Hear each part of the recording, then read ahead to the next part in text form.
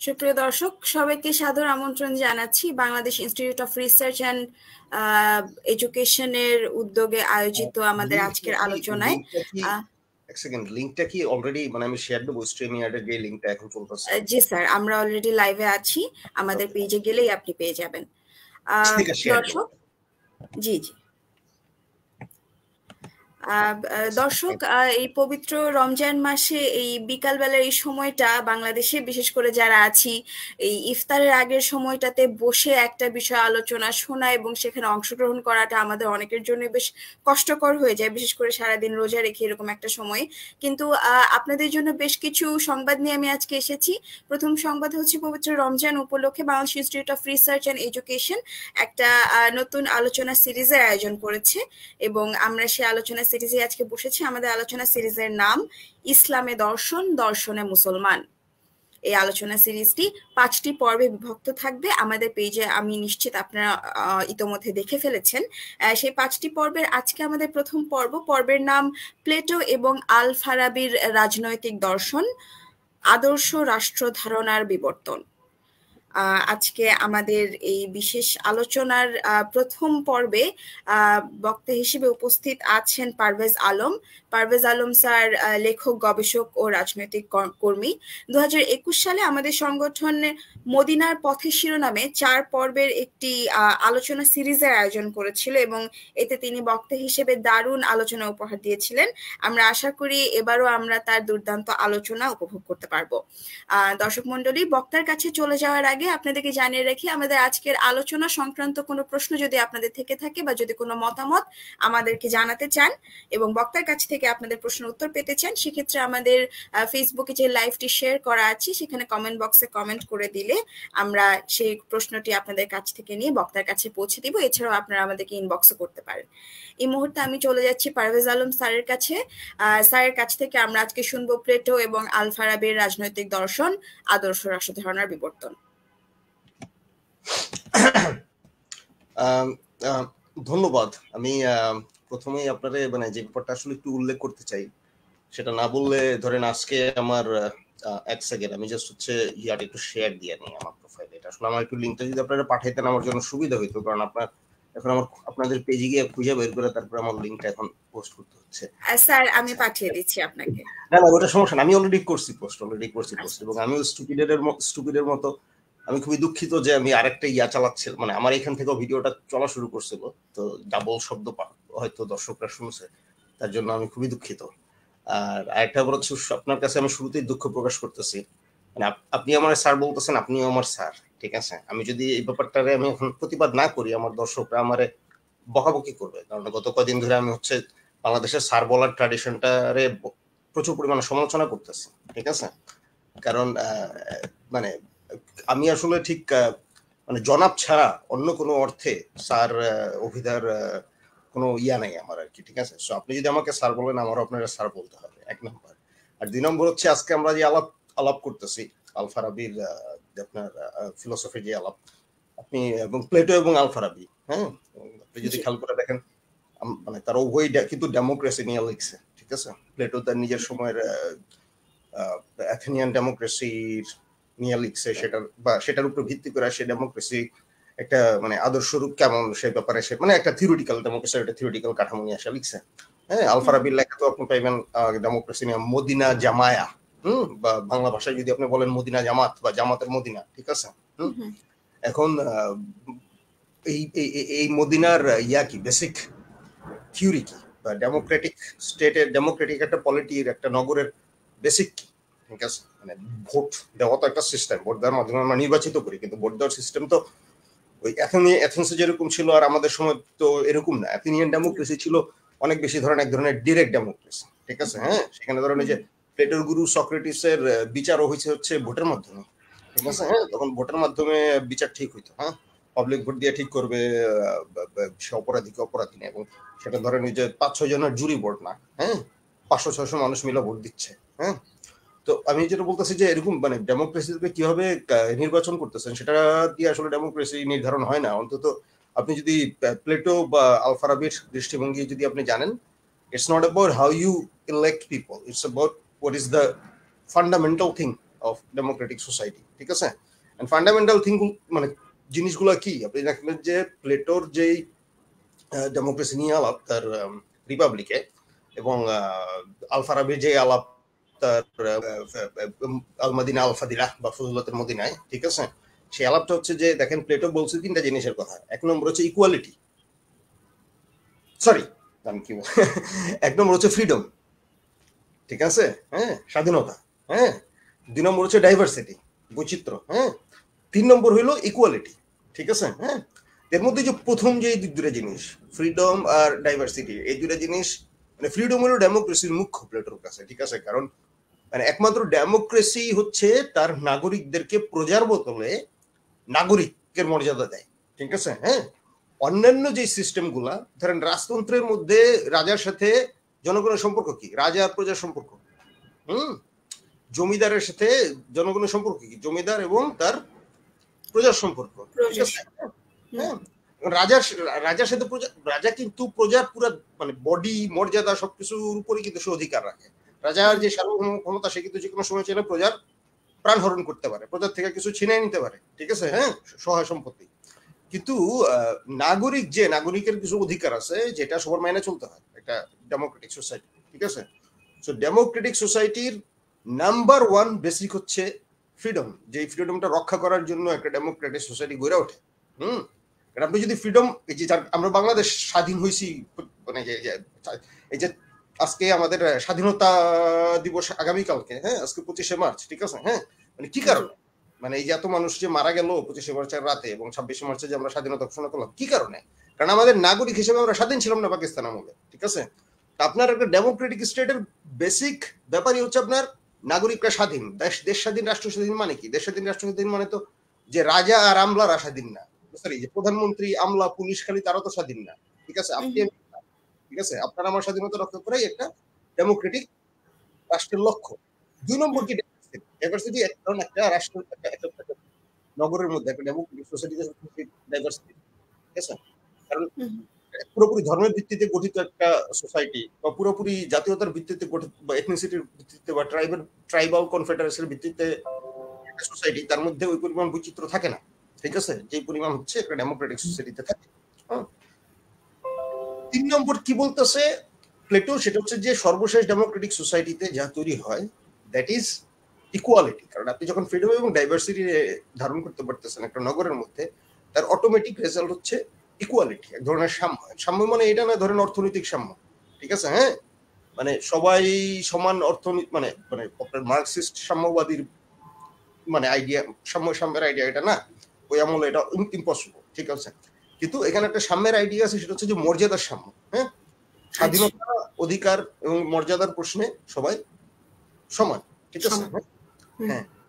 তো এটা হলো প্লেটোর অবস্থান, ঠিক আছে? প্লেটো ডেমোক্রেটিক সোসাইটি, তার সময় ডেমোক্রেটিক সোসাইটির এসে যেভাবে হচ্ছে ব্যাখ্যা করছে। তো ফারাবির পজিশনটা কি? ফারাবি তো ধরেন প্লেটোর ভাষ্য, মানে ফারাবি যে ফজিলতের মদিনা, হ্যাঁ, বা কল্যাণ রাষ্ট্রের যে আইডিয়া, হ্যাঁ, কল্যাণের মদিনার যে আইডিয়া, সেটা তো মেইনলি তো প্লেটোর উপরে বেস করে, ঠিক আছে, হ্যাঁ। কিন্তু সেখানে কি বলা হচ্ছে? সেইখানে এক নম্বর সেম প্লেটোর মতো ফ্রিডম, বাট দুই নম্বরে কিন্তু ডাইভার্সিটি না, ঠিক আছে? দুই নম্বর হচ্ছে ইকুয়ালিটি, ঠিক আছে? এখন এর মানে কিন্তু এটা না যে সে ডাইভার্সিটিটা কম গুরুত্বপূর্ণ মনে করতেছে। কারণ আপনি যদি আলফারাবির মানে ফজিলতের মদিনা পড়েন, দেখবেন সে ডেমোক্রেসি সোসাইটির সবচেয়ে বেশি প্রশংসা করছে যে জিনিসটা, যদিও ডেমোক্রেসি সোসাইটি কিন্তু একটা মানে জাহেলি সিস্টেম, বা মূর্খের সিস্টেম, ঠিক আছে, হ্যাঁ, সেটা কোনো ব্যাপার না। কারণ আলফারাবি যেটা বলতেছে তার সময় যে যত সিস্টেম প্রায় সবই হলো জাহেলি সিস্টেম। কারণ কল্যাণ রাষ্ট্র তো নাই, কল্যাণের যে নগর সেটা তো নাই, ঠিক আছে, হ্যাঁ, সেটা তো একটা খুবই আইডিয়াল একটা জিনিস, ঠিক আছে? সেটা একটা থট এক্সপেরিমেন্ট, প্লেটো যেরকম একটা থট এক্সপেরিমেন্ট করতেছে, হ্যাঁ, একটা পটেনশিয়াল একটা কল্যাণ রাষ্ট্র নিয়ে, ঠিক আছে? অ্যাকচুয়ালিটিতে থাকতে হবে এমন কোনো কথা নাই, হ্যাঁ, but it can be goal that you try to, but এবং মানে রিপাবলিকে সে যা যা প্রস্তাব করতেছে সেটাই কল্যাণ রাষ্ট্রের মডেল হইতে এরকম না, ঠিক আছে? এগুলো এক ধরনের থট এক্সপেরিমেন্ট। তো ওগুলো অন্য তর্কের আলাপ। কিন্তু আমি যেটা বলতেছি যে তাহলে মানে পার্থক্যটা কোথায়? পার্থক্যটা এইখানে যে মানে ডাইভার্সিটি সে কাছে, ফারাবির কাছে গুরুত্বপূর্ণ, কিন্তু ইকুয়ালিটিরে সে কি কারণে হচ্ছে ডাইভার্সিটির আগে আনতেছে, বা সাম্যরে কি কারণে সেটা বৈচিত্র্যের আগে আনতেছে, এটা আপনার হিসাব এটা এটা খুবই গুরুত্বপূর্ণ। আপনি যদি প্লেটো আর ফারাবির পার্থক্য যদি আপনি বুঝতে চান, ঠিক আছে, প্লেটোর মতে ইকুয়ালিটিটা হচ্ছে প্রোডাক্ট একরকম ডেমোক্রেটিক সোসাইটি, ঠিক আছে, কিন্তু ইসের মতে ব্যাপারটা মোটেও এরকম না, ঠিক আছে, ফারাবির কাছে এটা মোটেও এরকম না। ফারাবির মতে মানে একটা ডেমোক্রেটিক সোসাইটিতে আপনার মানে ওই স্বাধীনতা যেরকম গুরুত্বপূর্ণ, ইকুয়ালিটিও তেমন গুরুত্বপূর্ণ। কারণ স্বাধীনতার যদি ইকুয়ালিটি না থাকে, আপনি খেয়াল করেন ব্যাপারটা, আপনি স্বাধীনতার পর যদি ইকুয়ালিটি না থাকে তাহলে সবাই তো সমান স্বাধীন না, ঠিক আছে, হ্যাঁ, সবাই সমান স্বাধীন না। ডেমোক্রেটিক সোসাইটি ফারাবি যেটা বলতেছে যে যদিও সবাই সমান, কিন্তু একজনের একজনের অথরিটি কখন প্রয়োগ করে? তখন প্রয়োগ করে যখন একটা মানুষ অন্যদের স্বাধীনতারে কেড়ে নিচ্ছে বা সীমিত করতেছে, তখন একটা ডেমোক্রেটিক সোসাইটির অথরিটির অধিকার আছে তারা থামানো, ঠিক আছে, তারই স্বাধীনতা কেড়ে নেওয়া, ঠিক আছে, মানে ডেমোক্রেটিক সোসাইটি যেভাবে মানে ফাংশন করে, হ্যাঁ, যে ফ্রিডমের যদি ইকুয়ালিটি না থাকে, ঠিক আছে, হ্যাঁ, তাহলে কোনো ডেমোক্রেটিক সোসাইটি সাস্টেন করবে না, দিস ইজ ইম্পসিবল। এখন সেটা প্রাচীন অ্যাথেনিয়ান ডেমোক্রেসি হোক, ঠিক আছে, বা সেটা ধরেন ওই যে আল-ফারাবি তার সময়ের, আল-ফারাবির সময় কিন্তু কোনো ডেমোক্রেটিক সোসাইটি ছিল না, এটা আপনার একটু মাথায় রাখতে হবে, ঠিক আছে। There was no such thing as a, অবশ্য এখানে একটা ব্যাপার আছে, মানে আমরা আধুনিক যুগে যে ডেমোক্রেটিক সোসাইটি বুঝি ওরকম ডেমোক্রেটিক সোসাইটি প্লেটোর আমলেও ছিল না, কোথাও ছিল না, কোথাও ছিল না কখনো। হ্যাঁ, প্লেটোর আমলে অ্যাথেন্সে একটা ফর্ম ছিল যেটা বলতেছে ডেমোক্রেসি, ঠিক আছে, হ্যাঁ। আবার ধরেন ইসের ক্ষেত্রে ওই ফারাবির ক্ষেত্রে সে একটা স্পেসিফিক ফর্ম বলতেছে মদিনা জামায়া বা মদিনা জামাত, কিন্তু সেটা আসলে কোথায় আছে বা আদৌ প্লেটোর সময় কোনো ছিল কিনা, মানে আদৌ তো ছিল না, কারণ আমরা জানি যে ওই সময়টা শাসন করতো কারা, ঠিক আছে, হ্যাঁ।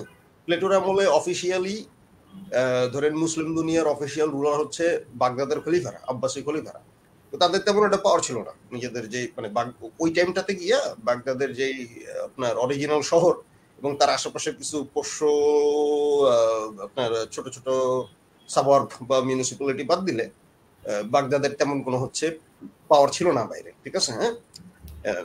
কিন্তু মানে আলটিমেটলি কিন্তু অ্যাকচুয়ালি যেটা আমাদের সময়ের অধিকাংশ কি মানে প্লেটোর, বিশেষ করে ধরেন এই যে আপনার গত 20-30 বছরে যারা হচ্ছে প্লেটোর ফারাবির হচ্ছে ফজিলতুল মদিনা নিয়ে কাজ করছেন, তারা খুব স্পেসিফিক ভাবে যে জায়গাটা খেয়াল করছেন সেটা হচ্ছে যে আপনার প্লেটো মদিনা জামায়ার নগরের যে বর্ণনা দিচ্ছেন, হ্যাঁ, এটা 100% না হইলেও একটা বড় অংশ হলো তৎকালীন বাগদাদের সোসাইটির উপরে বেস করে তৈরি মানে একটা তার বক্তব্যটা দেয়া, ঠিক আছে, হ্যাঁ। এবং এই ক্ষেত্রে আপনি শুধু মানে এটা শুধুমাত্র আপনি মানে প্লেটো মানে এটা শুধু আল-ফারাবির একটা খামখেয়ালি যদি আপনি ভাবেন তাহলেও ভুল করবেন, ঠিক আছে। কারণ আল-ফারাবির আরো পরে যখন ইবনে রুশদ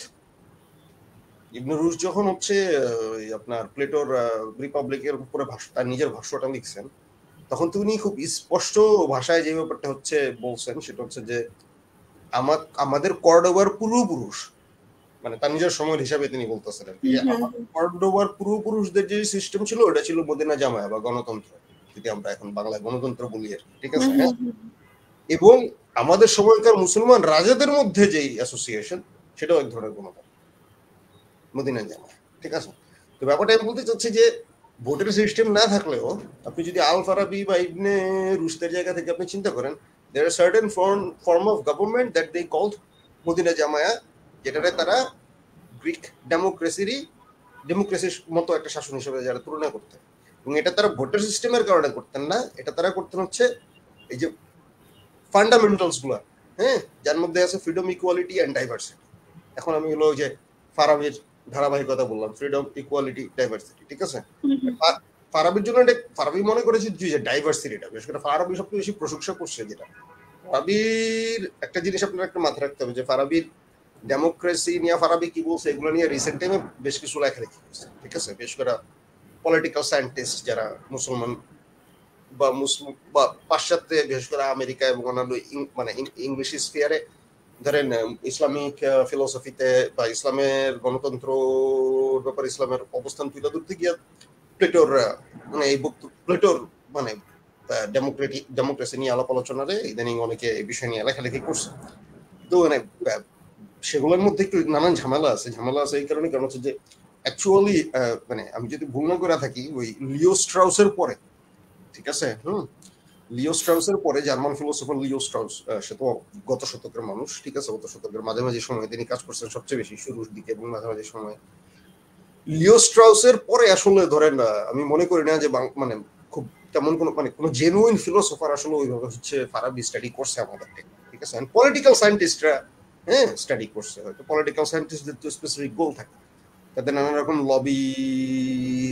লবি এবং পলিসি রিলেটেড এফেক্ট তারা হচ্ছে ঘটাইতে চায়, ঠিক আছে, সেখান থেকে তারা হচ্ছে ফারাবি পড়ছে। তো যার কারণে ফারাবির লেখার মধ্যে থেকে ডেমোক্রেসির কিছু প্রশংসা আছে, সেই প্রশংসাগুলোর এই দেখা গেছে তারা প্রচার করতে চাইছে। This is not proper philosophy, হ্যাঁ, this is not proper investigation of মানে ফারাবির যে ফিলোসফিক্যাল চিন্তা সেটা ইনভেস্টিগেশন ইন প্রপার ওয়ে বলে আমি মনে করি, ঠিক আছে। সেটা আমার ধারণা লিও স্ট্রাউসই লাস্ট করছিল, ঠিক আছে, হ্যাঁ। তো এনিওয়ে আমি যেটা বলতে চাচ্ছি, তো সেইটাও যদি আপনি চিন্তা করেন, আপনি দেখবেন যে মানে এই যে ডাইভার্সিটিটা সবচেয়ে বেশি প্রশংসা করছে হচ্ছে আপনার ফারাবি, ঠিক আছে। এবং সেই ডাইভার্সিটির প্রশংসা করতে গিয়ে সে যে বর্ণনা দিছে যে হ্যাঁ, যে একটা পর্যায়ে গিয়া মানে ডেমোক্রেসির সর্বশেষ পর্যায়ে, যদিও ওই সময় তারা আর কি সামরিকভাবে খুব শক্তিশালী থাকে না, হ্যাঁ, মূলত ডিফেন্সিভ যুদ্ধ তারা লড়ে, কারণ তাদের স্বাধীনতা রক্ষা করতে হবে, হ্যাঁ, তাদের যে ডিজায়ার যেটা তাদের আছে তাদের কমিউনিটি হিসেবে, হ্যাঁ, সেটা রক্ষা করতে হবে। তো সেই জায়গা থেকে ধরেন ইসে বলতেছে আর কি আপনার ফারাবি হচ্ছে বলতেছে যে একটা পর্যায়ে গিয়া মানে মদিনা জামায় হচ্ছে প্রচুর পরিমাণ হচ্ছে সাহিত্য, হ্যাঁ, পোয়েট্রি, রেটরিক, হ্যাঁ, এবং ফিলোসফি ডেভেলপ করে, হ্যাঁ। এবং সে অন্য কোনো ইসের ক্ষেত্রে এই কথাটা কিন্তু বলে নাই। সে বলতেছে যে এই জিনিসগুলো ডেভেলপ করে শুধুমাত্র একটা ডেমোক্রেটিক সোসাইটি। আমার ধারণা ওইটাও আর একটা ব্যাপার, কারণ এই যে প্রাচীন গ্রিকদের যেরকম এই টাইপের একটা সিভিলাইজেশন ছিল, হ্যাঁ হ্যাঁ, কারণ এখানে এবং তারপরে ধরেন মুসলমানদের মধ্যে আরো বেশি, মানে আরো বাগদাদ বা এদের মধ্যে আরো বেশি, হ্যাঁ, এবং ডাইভার্সিটি বিভিন্ন মানে প্লেটোর বর্ণনা, সরি ফারাবির বর্ণনা আপনি দেখবেন যে সারা বিভিন্ন জাতির লোকজন একটা ডেমোক্রেটিক নগরে এসে ভিড় জমা, হ্যাঁ। ডেমোক্রেটিক নগর বাই নেচার কসমোপলিটান, ঠিক আছে, হ্যাঁ। এবং এই ডাইভার্সিটির কারণে সেখানে প্রচুর পরিমাণ হচ্ছে নানান রকম চিন্তা ভাবনার একটা মেল্টিং পটে পরিণত হয়, এবং কাব্য থেকে ফিলোসফি সবকিছুতে সেখানে ভালো মাপের হচ্ছে ইয়া হয় আর কি, ঠিক আছে, হ্যাঁ হ্যাঁ। তো এটা হচ্ছে মানে আপনার ফারাবির হচ্ছে আর কি আপনার বক্তব্য, ঠিক আছে, হ্যাঁ। এবং আর একটা জিনিস বুঝতে হবে যে আপনার ফারাবি, তবে এটা মনে করার কোনো কারণ নাই যদি আপনি মনে করেন যে ফারাবি বেসিক্যালি হচ্ছে আপনার মেইনলি বাগদাদের এই তুলনা দিচ্ছে, তা না। কারণ ফারাবি আবার মানে ফারাবির মাথায় এরকম কোনো ইয়ে ছিল কিনা, ঠিক আছে, যে মানে ফারাবির আপনি দেখবেন যে ফারাবি মনে করতেছে না যে একজন ডেমোক্রেটিক মানে ফারাবি মদিনা জামায়ের যে আইডিয়া সেটা হচ্ছে যে একজন ভার্চুয়াস ডেমোক্রেটিক লিডার যদি কখনো হচ্ছে তার শাসন প্রতিষ্ঠা করতে পারে, 100% ভার্চুয়াস না, হালকা পাতলা ভার্চুয়াস আর কি, 100% ভার্চুয়াল হলে তো সে ফিলোসফিক্যাল রাজা হয়ে গেল, ঠিক আছে, হ্যাঁ। কিন্তু মোটামুটি ভার্চুয়াস একজন লিডার যদি রাজত্ব মানে নিজের শাসন প্রতিষ্ঠা করতে পারে, দেন তার ফ্যামিলি থেকে একটা ডাইনেস্টি তৈরি হবে, ঠিক আছে, হ্যাঁ। প্লেটো মানে ফারাবি এইভাবেই দেখছে ব্যাপারটা, এবং এটা রিয়েল, আসলেই তাই হইতো, ঠিক আছে, হ্যাঁ। ধরেন ওই যে একটা ধরেন মুসলমান সমাজেও এরকম তো আছে যে খাসরা মিল্লা কিছু লোকজন মিললে একজন নির্বাচন করবো যে উনি আমাদের শাসক হবেন, ঠিক আছে, হ্যাঁ। আলটিমেটলি তো ধরেন তার সন্তানাদের মধ্যে দিয়ে তো শাসন প্রবাহিত হয়, that was the system back then, ঠিক আছে। আপনার এই জিনিসটা বুঝতে হবে যে এখানে মানে কি কারণে ফারাবি এভাবে চিন্তা করতে চাইছে, ওটা আমি একটু ওটা এখনই একটু উল্লেখ করে রাখি, তাহলে বুঝতে সুবিধা হবে যে কি কারণে ফারাবি হচ্ছে মানে এইভাবে চিন্তা করতেছেন, ঠিক আছে। ফারাবির যেই আপনার মানে আপনার ডেমোক্রেসির যে চিন্তা, আপনার একটা বুঝতে হবে যে ফারাবির আমলে তো ওই অর্থে কোনো ডেমোক্রেটিক সোসাইটি নাই, ঠিক আছে, 1 নম্বর।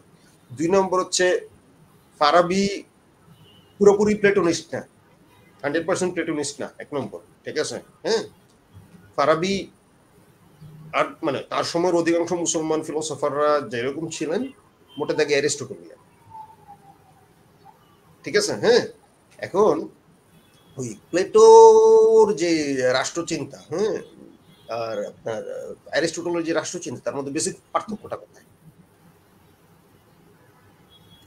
তার মধ্যে আপনার বেসিক পার্থক্যটা হচ্ছে যে প্লেটো মূলত চিন্তা করেন একটা ফর্ম নিয়ে, একটা আইডিয়া নিয়ে, ঠিক আছে। যেরকম একটা চেয়ারের একটা ফর্ম আছে, একটা বিছানার একটা ফর্ম আছে, একটা অরিজিনাল ফর্ম, ঠিক আছে, একটা অরিজিনাল একটা আইডিয়া আছে, বা একটা রাষ্ট্রের একটা ফর্ম আছে বা আইডিয়া আছে, ঠিক আছে, হ্যাঁ। আর একটা হচ্ছে সেটার অনুকরণ, হ্যাঁ, আপনি এটার কাছাকাছি একটা কিছু বানাইলেন, আপনার মাথায় চেয়ার বিছানার একটা আইডিয়া আছে, আপনি বিছানাটা বানাই নেন, ঠিক আছে? এই বিছানাটা হলো ফর্মের অনুকরণ, ঠিক আছে? হ্যাঁ, ফর্মই রিয়েল প্লেটোনিক চিন্তায়, ঠিক আছে? কিন্তু অ্যারিস্টটলের চিন্তা কিন্তু তা না। অ্যারিস্টটল হলো ন্যাচারালিস্ট। অ্যারিস্টটল কিন্তু শুরু করতেছে ন্যাচারালি যা আছে তা থেইকা, ঠিক আছে? অর্থাৎ ন্যাচারালি তার সামনে যে রাজনৈতিক ব্যবস্থা হাজির, যেমন হচ্ছে আপনার অ্যাথেনিয়ান যে রাজনৈতিক ব্যবস্থা, ঠিক আছে? হ্যাঁ, তিনি সেইটার ন্যাচারাল ফর্ম নিয়ে আলোচনা করতেছেন, এবং সেই তার মানে প্লেটোর অ্যারিস্টটল এই কারণে হচ্ছে মূলত একটা ন্যাচারিয়াল বা ম্যাটেরিয়াল যে ফর্ম, সেখান থেকে তিনি আলোচনা শুরু করেন, ঠিক আছে? তো ফারাবির ক্ষেত্রে আমরা মনে রাখতে হবে তিনি 100% প্লেটোনিস্ট না, ঠিক আছে?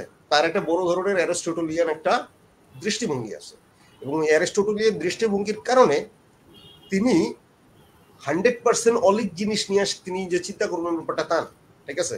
হ্যাঁ, তিনি যে আলাপটা করবেন সেটা তার সামনে যা হাজির আছে, মানে যেহেতু আদর্শ ডেমোক্রেসি বলতে আমাদের কাছে যা যা আছে সেটা প্লেটোর ফারাবির আমলে নাই, তাই বলে তিনি ডেমোক্রেসি নিয়ে কোনো আলাপই করবেন না, ব্যাপারটা তা না। বরং তিনি ডেমোক্রেটিক সোসাইটির যে লক্ষণগুলো, যে তার সময়কার যেসব নগর বা সোসাইটিতে দেখছেন, সেগুলো থেকেই তিনি আলোচনা শুরু করছেন। ব্যাপারটাকে বুঝতে পারছি? হ্যাঁ, তো এটার মানে হচ্ছে যে এটা যে, এবং এটা কিন্তু মানে ভুল না, ঠিক আছে? আপনি যদি ওই বাগদাদের কথা ধরেন বা মানে শুরুর দিকের ইসলামিক সিভিলাইজেশনের কথা যদি বলেন, তার অন্যতম বেসিক ছিল হচ্ছে ইকুয়ালিটির ধারণা, ঠিক আছে? কারণ আপনার ইকুয়ালিটি আছে দেখেই কিন্তু ডাইভার্সিটি বাড়তেছে, ঠিক আছে? হ্যাঁ, মানে যখন হচ্ছে মানে যেটা একটা বড় একটা শিফট ছিল উমাইয়া শাসন এবং পরে আব্বাসী শাসনের ক্ষেত্রে। আব্বাসী শাসনের একটা বড় ব্যাপারই ছিল যে আরব অনারবের ভেদাভেদটা দূরে চলে যাওয়া। আরবরা হচ্ছে মানে ধরেন মেইন এলিট, আর অনারবরা তাদের দ্বারা শাসিত। আরবরা প্রভু, অন্যরা হচ্ছে দাস বা আপনার প্রজা। এই চিন্তা থেকে বের হয়ে আসা, ঠিক আছে? হ্যাঁ, যোগ্যতা ভিত্তিক লোকজন সে আরব হোক অনারব হোক নিজের অবস্থান নিবে, ঠিক আছে? হ্যাঁ, তো এই যে ইকুয়ালিটির যে আইডিয়া, হ্যাঁ, এবং ধর্মের ক্ষেত্রেও ধর্ম পালনের অধিকারের ক্ষেত্রেও ইকুয়ালিটির এক ধরনের আইডিয়া তৎকালীন সময় হিসাবে এস্টাবলিশ ছিল। এই যে ইকুয়ালিটির যে আইডিয়া, হ্যাঁ, আপনি যদি খেয়াল করে দেখেন, হ্যাঁ, এই ইকুয়ালিটির যে আইডিয়া সেটা হচ্ছে আপনার ইসের মধ্যে আছে আর কি, আপনার তৎকালীন সোসাইটিতে ছিল বা আব্বাসী খেলাফতের ইসেও ছিল। এমনকি আপনার মানে দাস যে, ঠিক আছে, সেই দাসেরও জন্য সেই সমান সুযোগ আছে, যে একজন ট্যালেন্টেড দাস এক পর্যায়ে বড় কোনো একজন মন্ত্রী হয়ে যেতে পারেন বা সেনাপ্রধান হয়ে যেতে পারেন, এমনকি একটা পর্যায়ে গিয়ে সুলতান হয়ে যেতে পারে, ঠিক আছে? হ্যাঁ, যেটা ধরেন অলরেডি ওই আমলে এই টাইপের একটা সিস্টেম দাঁড়ায় গেছে। তো আপনার বুঝতে হবে যে এখানে ফারাবির কাছে প্রথমে আপনার স্বাধীনতা বেসিক, যেটা ডেমোক্রেসি সোসাইটির, দেন ইকুয়ালিটি, দেন বৈচিত্র্য। কারণ প্রথম দিকে হয়েছে দীক্ষা 3 নম্বরটা, ঠিক আছে? এখন আমি ওই মানে একেবারে আলাপের শুরুতে যা দিয়া আলাপ শুরু করছিলাম সেটা হচ্ছে স্যার, ঠিক আছে? আমাদের সোসাইটিতে স্যার অভিধাটা দিয়া আমরা একজন মানুষের নিজের থেকে উচ্চ স্থান দেই। এখানে অটোমেটিক্যালি একটা ইকুয়ালিটিতে একটা ব্রেক এখানে তৈরি হয়, ঠিক আছে? হ্যাঁ, এবং আমাদের সোসাইটিতে কলোনিয়াল আমল থেকে আমাদের তো একটা প্র্যাকটিস আছে, বা তারও আগে থেকে আছে, কলোনিয়াল আমল থেকে যেটা একটা প্র্যাকটিস আছে সেটা হচ্ছে যে সার্টেন ফর্ম অফ গভর্নিং, মানে গভর্নিং বডির সাথে যুক্ত এবং আপনার শিক্ষকতার সাথে যুক্ত, হ্যাঁ, এরকম মানে কিছু কিছু গোষ্ঠীর লোকজন যাদেরকে আমরা নিজেদের রুলিং ক্লাস মনে করি, হ্যাঁ, বা ধরেন আমাদের সম্মানিত মিডল ক্লাস মনে করি, তাদেরকে আমরা স্যার বলি, ঠিক আছে? এবং বলার মাধ্যমে একটা হায়ারার্কি তৈরি হয়, ইকুয়ালিটিটা নষ্ট হয়ে যায়, ঠিক আছে? হ্যাঁ, এবং আমি ব্যক্তিগতভাবে মনে করি যে এটা আমাদের সোসাইটিতে একটা বড় সমস্যা। আপনি ডেমোক্রেটিক সোসাইটি কখনোই ঠিক মতো গড়ে তুলতে পারবেন না যদি আপনি এই ইকুয়ালিটির প্র্যাকটিস না করতে পারবেন। অন্তত এই যে মর্যাদার ইকুয়ালিটির প্র্যাকটিস যদি আপনি করেন, দেন there is no longer ধরেন এই যে আপনার master and slave, but sir and disciple, ঠিক আছে? হ্যাঁ, স্যার এন্ড স্যার, আমরা সবাই রাজা। আমি কি ব্যাপারটা বুঝতে পারছি? এটা হচ্ছে ধরেন এতক্ষণ পর্যন্ত হচ্ছে ইসের আলাপ। আমি আসলে টু বি অনেস্ট, আপনি ওই শুরুতে যখন আমার মানে ইন্ট্রোডিউস করছেন, ঠিক আছে, তখন আমি আসলে মোটামুটি মানে যে ডেমোক্রেসি নিয়ে আলাপের দিকে আমি আসলে চলে গেছি, ঠিক আছে? হ্যাঁ, তো তারপরে আমার মনে হয় যে মানে আমি এখন বাকি যে সময়টুকু আমার আছে এর মধ্যে আমি মানে এজ এ হোল এর মধ্যে বসে আমি কিছু কথা বলছি ফারাবি প্লেটোর চিন্তার পার্থক্যের জায়গা থেকে। জি। তো তার মধ্যে আপনাদের যদি কোনো প্রশ্ন থাকে অলরেডি করে ফেলান, দেন আমি হচ্ছে ধরেন সেই জায়গাটা অ্যাড্রেস করলাম। স্যার, প্রশ্ন সাধারণত আমাদের শেষের দিকে আসে, তো আমরা সেজন্য অপেক্ষা করছি। আপনার স্যার আলোচনাটা চালিয়ে যাই, ইতোমধ্যে যদি কোনো প্রশ্ন আসে আমরা দুটো কাজ করি, হয় আমরা যদি বক্তার অনুমতি থাকে সেক্ষেত্রে বক্তাকে বাধা দিয়ে বক্তার বক্তৃতার মাঝখানে গিয়ে আমরা প্রশ্ন উপস্থাপন করি, আর একটা হয় যে একেবারে বক্তার বক্তৃতা শেষ হয়ে গেলে প্রশ্নগুলো একসাথে করে এরপরে উত্থাপন করি। আপনার যেটা স্যার সুবিধা হবে আমরা সেটাই করব। ওকে স্যার, আমি এটাই ফলো করি গেলে। এখন ব্যাপারটা হচ্ছে যেটা আপনার আমি তাহলে আমার মতো আলাপ করি। তো একটা ব্যাপার বুঝতে হবে যে যদিও ডেমোক্রেসি নিয়ে আলাপ করছে, কিন্তু ফারাবির যে পলিটিক্যাল ফিলোসফি, ঠিক আছে, সেখানে ডেমোক্রেসি ধরেন অত প্রমিনেন্ট জায়গা জুড়ে নাই, থাকার কথাও না, ঠিক আছে। হ্যাঁ, কিন্তু মানে তার যে আসল যে চিন্তা সেটা তো আপনার যে আপনার ফজিলতের মধ্যে ভার্চুয়াস সিরিজের, ঠিক আছে। হ্যাঁ, যেটা ধরেন ওই প্লেটোর টাইম থেকেই আসে, ঠিক আছে, প্লেটোর সময়কার চিন্তা থেকে। তো আমরা মোটামুটি সেটা নিয়ে আমরা হচ্ছে আপাতত হচ্ছে আলাপ করি, ঠিক আছে। এখন ভার্চুয়াস সিটি জিনিসটা আসলে কিরকম, ঠিক আছে। আপনারা যদি প্লেটোর রিপাবলিক পড়ে থাকেন, মানে পলিটিয়া যা অরিজিনাল যে বইটা আর কি, ঠিক আছে। হ্যাঁ, সেটা তো ধরেন মানে বেসিক্যালি একটা ইউনিক বই আর কি। ওই আমলে এই ধরনের আর কোনো বই ছিল না, এবং ওই আমলের পরেও মানে একেবারে সেম এই টাইপের বই ধরেন দীর্ঘকাল ছিল না। এটা আপনি এক হিসেবে একটা উপন্যাসও করতে পারেন, একটা গল্পের বইও করতে পারেন, কিছু লোকজনের কনভারসেশন, আড্ডা। তো ওই হিসাবে ধরেন এত আগের একটা লেখা, কিন্তু এটা ক্লাসিক, এটা মানে সবসময় এটা আপনি ইন্টারেস্টিং পাইবেন আপনি পড়ার জন্য। অন্তত মানে শুরু করাটা খুব ইজি প্লেটো রিপাবলিক, ঠিক আছে। শুরু করা ইজি হলো, অবশ্য শেষ করাটা ইজি না, কারণ হচ্ছে আমার নিজেরই, আমি বলতে পারি যে আমার নিজেরই প্লেটো রিপাবলিক শেষ করতে মোটামুটি 15-16 বছর লাগে গেছে অ্যাটলিস্ট, ঠিক আছে। হ্যাঁ, কারণ এই যে শুরু কয়েক পৃষ্ঠা খুব আনন্দ নিয়ে পড়ছি, তারপরে যে একই জিনিস এত বেশি রিপিটেশন, হ্যাঁ, একই উদাহরণ বারবার ঘুরে ঘুরে আসতেছে। হ্যাঁ, একটু মানে ওইটা আপনি অ্যাটেনশন ধরে রাখতে পারবেন না, ঠিক আছে। যার কারণে আপনার শেষ যে চ্যাপ্টার, যেখানে আসলে প্রথম আত্মার মেরাজ টাইপ একটা গল্প আছে, সেই পর্যন্ত আপনি যাইতেই পারবেন না। হ্যাঁ, যদি আপনি মানে ওই যে একটু একটু করে ধরেন বিভিন্ন ইস্যুতে পুরোটা না পড়তে থাকেন, ঠিক আছে। হ্যাঁ, তো কিন্তু মানে আমি আসলে যেটা বলতে চাচ্ছি যে ওই রিপিটেশনও খারাপ না। ধরেন আলফারাবিও এই ব্যাপারটা করছে আর কি, রিপিটেশন করছে, ঠিক আছে। এবং আলফারাবি প্লেটোর নিয়েও লিখছে যে প্লেটো কিভাবে সে রিপিট করে আর কি জিনিসপত্র, ঠিক আছে। এবং আরেকটা ব্যাপার হচ্ছে যে এটা যে শুধুমাত্র যে প্লেটো বা ফারাবির ব্যাপারটা তা না, আপনি দেখবেন যে এটা আমাদের সময়ও ফিলোসফারদের অন্যতম ডিভাইস, পেডাগজিক্যাল ডিভাইস, রিপিট করা, ঠিক আছে। কেন সে রিপিট করতেছে, হ্যাঁ, এটা নিয়ে ধরেন এই যে ধরেন এই মানে আপনার লিও স্ট্রাউস, যিনি আপনার ফারাবিস প্লেটো বা ফারাবির প্লেটো নামক বইটা যিনি লিখছেন আর কি, ঠিক আছে। হ্যাঁ, আপনার একটা জিনিস মাথায় রাখতে হবে যে মোটামুটি গত 100-200 বছরের বড় বড় কন্টিনেন্টাল ফিলোসফার যারা, তাদের মধ্যে ইসলামিক ফিলোসফি নিয়ে লিও স্ট্রাউসের চেয়ে বেশি কাজ কেউ করেন। স্ট্রাউস নিজে একজন ইহুদি ছিলেন, ঠিক আছে। হ্যাঁ, কিন্তু একজন জার্মান ফিলোসফার। হ্যাঁ, পরবর্তীতে মার্কিন দেশে চলে গেছেন দ্বিতীয় বিশ্বযুদ্ধে, যখন ইহুদিদেরকে মানে আপনার হত্যা করা শুরু করা হইলো বা কনসেন্ট্রেশন ক্যাম্পে পাঠানো শুরু করা হইলো, ঠিক আছে, তখন তিনি আমেরিকা চলে গেছেন। তো লিও স্ট্রাউসের মতো কিন্তু কেউ ইসলামিক ফিলোসফি নিয়ে কিন্তু আলাপ করেন নাই, এক নাম্বার, ঠিক আছে। মানে একেবারে genuine philosophical investigation, not just giving মানে ইতিহাস, ইসলামী স্বর্ণযুগের একটা ইতিহাস, এরকম কিছু না, জেনুইন ফিলোসফিক্যাল ইনভেস্টিগেশন, ঠিক আছে। হ্যাঁ, তো ওই আপনার লিও স্ট্রাউস যে ব্যাপারটা আপনার ইয়ে করছেন আর কি, আপনার ফারাবির ক্ষেত্রে, সরি, যে ব্যাপারটা বলছেন যে মুসা মাইমুন, মোজেস মাইমুনাইট, আপনারা মোজেস মাইমুনিডিস তার ইংরেজি নাম আর কি, বা ইউরোপীয় নাম। আমরা মানে আপনার আরবি নাম ছিল মুসা মাইমুন, ঠিক আছে। হ্যাঁ, তো তার অন্যতম একটা প্রেসক্রিপশন ছিল ফিলোসফি, মানে ফিলোসফারদের শিক্ষা পদ্ধতি হিসেবে, সেটা হচ্ছে রিপিটেশন করা, পেডাগজিক্যাল ডিভাইস হিসেবে, ঠিক আছে। যেটা নিয়ে ওই যে লিও স্ট্রাউস যখন আলাপ করছে ফারাবির বুটো, সে এই জিনিসটা নিয়ে আলাপ করছেন। এবং এটা শুধু মানে আমার মানে মুসা মাইমুন থেকে এটা আধুনিক সময়ের বা লিও স্ট্রাউস এবং ওনাদের থেকে আর অনেকে এটা শিখছে, ঠিক আছে। এমনকি আমার সবচেয়ে প্রিয় ফিলোসফার যারা আছেন, যেমন আগামবেন প্রচুর পরিমাণ রিপিট করছেন, ঠিক আছে, একই জিনিস তিনি বারবার ঘুরে ফিরে বিভিন্ন ভাবে বলেন, ঠিক আছে, হ্যাঁ।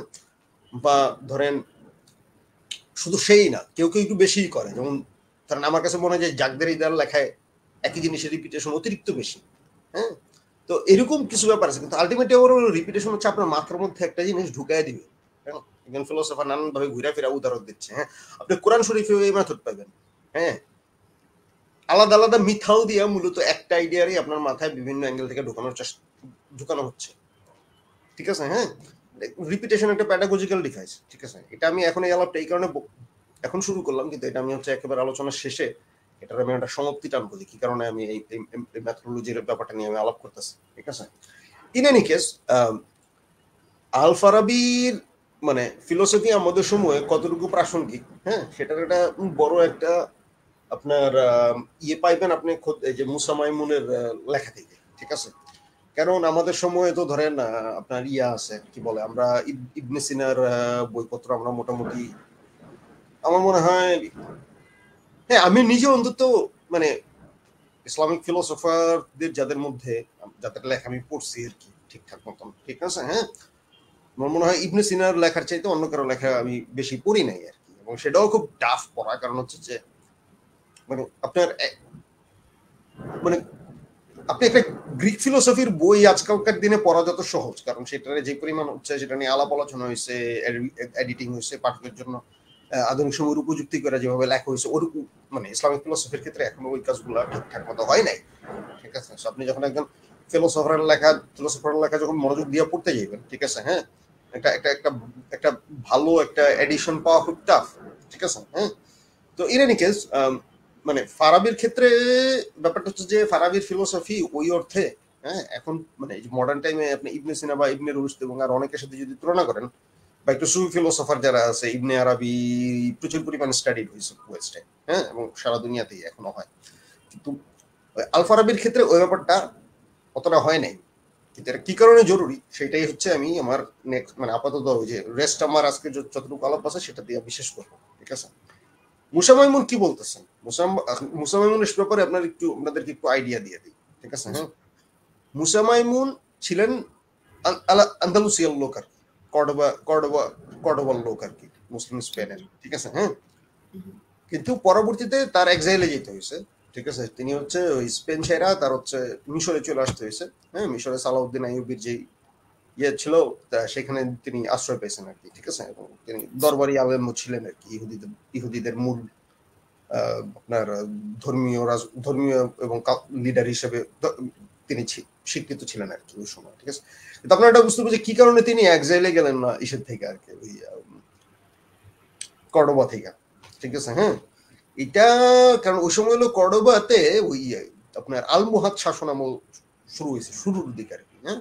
আলমোহাদ শাসনামল শুরুর দিকে ছিল মাহাদিবাদী, তাদের যে লিডার ছিল ইবনে তুমরাতরে তারা হচ্ছে মাহাদি হিসেবে দেখছে, মাহাদি হিসেবে দেখতে গিয়ে তারা অনেক মাহাদিও যে শেষ জমানার যেসব যে আপনার প্রফেসি সেগুলোরে তারা ফুলফিল করার চেষ্টা করছে। মাহাদির শেষ জমানার প্রফেসি কিন্তু আপনি ফুলফিল করতে গেলে কিছু ঝামেলায় পড়বেন আর কি, ঠিক আছে, হ্যাঁ। ওই অনেকটা ধরেন ওই যে আপনি জোর করে কমিউনিস্ট রাষ্ট্র কায়েম করার মতো ঝামেলা আর কি, ঠিক আছে, হ্যাঁ, হ্যাঁ। আপনি বলতেছেন যে আপনি জোর করে সবাই ইকুয়াল করবেন, সবার সম্পত্তি নিয়ে যাবেন, ঠিক আছে। সেটা করতে গিয়ে দেখা গেলো যে আপনি একটা আমলাতন্ত্রের অধীনে আরো বড় শাসন কায়েম করে ফেলতেছেন, যে বড় শোষণমূলক সিস্টেম কায়েম করে ফেলতেছে, মানুষের স্বাধীনতা কেড়ে নিচ্ছেন অনেক, ঠিক আছে, হ্যাঁ। তো ওই যে মাহাদি শাসনের একটা বড় সমস্যা হলো, মাহাদি শাসন আইলে হলো ধরেন ন্যায় বিচার প্রতিষ্ঠা হবে, সাম্য প্রতিষ্ঠা হবে, আবার অনেক খুঁটিনাটি ব্যাপার আছে, যেমন জিজিয়া প্রথা থাকবে না। শুনতে তো খুব ভালো লাগে যে ধরেন ইয়া চলে আসলে, ওই মাহাদি শাসন চলে আসলে জিজিয়া প্রথা থাকবে না, এটা আপনি কিভাবে ইন্টারপ্রেট করতেছেন সেটা হচ্ছে একটা ব্যাপার, হ্যাঁ। এখন ধরেন ওই ধিম্মি ব্যবস্থা বা জিম্মি ব্যবস্থা যদি আমরা বলি, এখন জিম্মি শব্দটা তো বাংলা শুনতে খুব নেগেটিভ লাগে, কিন্তু আপনার বুঝতে হবে যে প্রিসাইসলি মুসা মাইমুনের যে কর্ডোবা ছাড়তে হয়েছে ওই সময় প্রিসাইসলি এই কারণে, কারণ তার ধিম্মি স্ট্যাটাস বাদ হয়ে গেছে, ঠিক আছে, হ্যাঁ। কারণ আলমোহাদরা ক্ষমতা এইসব সব ধিম্মি স্ট্যাটাস তুলে দিচ্ছে, কারণ শেষ জিজিয়াও তুলে দিচ্ছে, এটা শেষ জমানাতে চলে গেছে, ঠিক আছে। সবাই তো আলাদা আলাদা রেখা তো লাভ নাই, ধিম্মি স্ট্যাটাস সবার সমান হয়ে যেতে বছর সবার কনভার্ট হয়ে মুসলমান হয়েছে, না হইলে যাও গা বিদায়। এটা সাস্টেন করে নাই বেশি দিন, এটা খুব অল্প দিন সাস্টেন করছে, ঠিক আছে। কিন্তু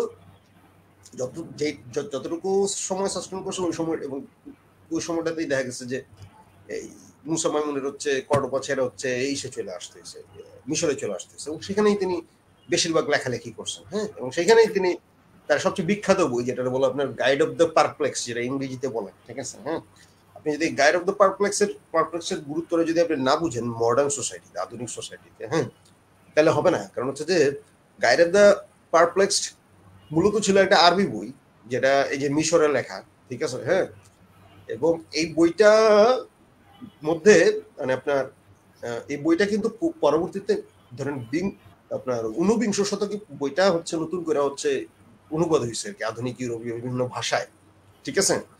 এবং এই বইটা আধুনিক ইউরোপে মানে অনুবাদিত হওয়ার পরে গত 200 বছরে বা ধরেন গত 150 বছরে যত বড় বড় আপনি আপনার ইহুদি পরিবার থেকে উঠে আসা যত বড় বড় দার্শনিক, বুদ্ধিজীবী, বিজ্ঞানী আপনি পাইবেন, ঠিক আছে। হ্যাঁ, তাদের মধ্যে কেউ এই বই পড়ে নাই এমন কেউ নাই, ঠিক আছে। হ্যাঁ, মানে মুসা মাইমুন তো ধরেন এর আগেও মানে যে আপনার ওই যে ইসের সময় থেকে ওই যে তার যে মিশরে থাকাকালীন তার যেসব কাজকর্ম সেই সব সময় থেকে কিন্তু মুসা মাইমুন কিন্তু ধরেন অলমোস্ট তার স্ট্যাটাস ছিল ইহুদি ধর্মে ধরেন গাজালি টাইপ স্ট্যাটাস, হ্যাঁ, মানে তিনি মহিউদ্দিন, ঠিক আছে, ইহুদি ধর্মের এক হিসাবে, ঠিক আছে।